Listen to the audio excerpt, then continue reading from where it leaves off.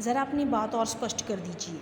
यह आपकी राय है और मैं इससे बहुत ही खुश हूँ कि आप मुझसे स्पष्टता मांग रहे हैं।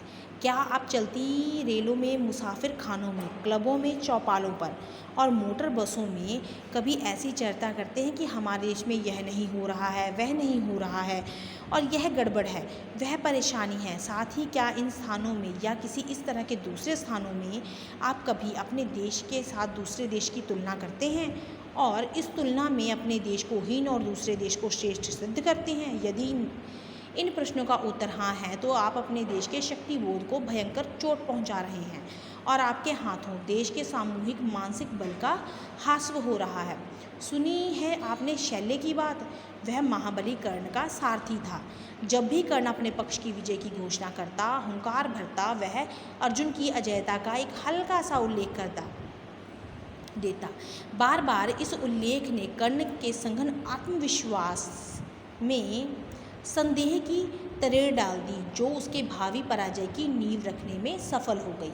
अच्छा, क्या आप इस तरह की चर्चा कभी नहीं करते? तो मैं आपसे दूसरा प्रश्न पूछता हूँ, क्या आप कभी केला खाकर छिलका रास्ते में फेंकते हैं? अपने घर का कूड़ा बाहर फेंकते हैं? मुंह में गंदे शब्दों से गंदे भाव प्रकट करते हैं? इधर उधर लगाते हैं? अपना घर, दफ्तर, गली गंदा करते हैं? होटलों, धर्मशालाओं में या दूसरे ऐसे ही स्थानों में, जिनों में कोनों में पीक थूकते हैं? उत्सवों, मेलों, रेलों और खेलों में ठेलम ठेला मतलब धक्का मुक्की करते हैं? निमंत्रण होने पर समय से लेट पहुंचते हैं? यह वचन देकर भी घर आने वालों को समय पर नहीं मिलते और इसी तरह किसी भी रूप में रुचि और सौंदर्य को अपने किसी काम से ठेस लगती है। यदि आप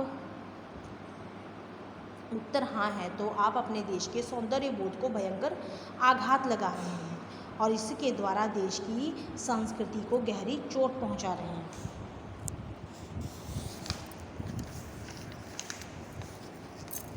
क्या कोई ऐसी कसौटी भी बनाई जा सकती है जिससे देश के नागरिकों का आधार बनाकर देश की उच्चता और हीनता को हम तोल सकें? लीजिए, चलते चलते आपको इस प्रश्न का भी उत्तर दे देता हूँ।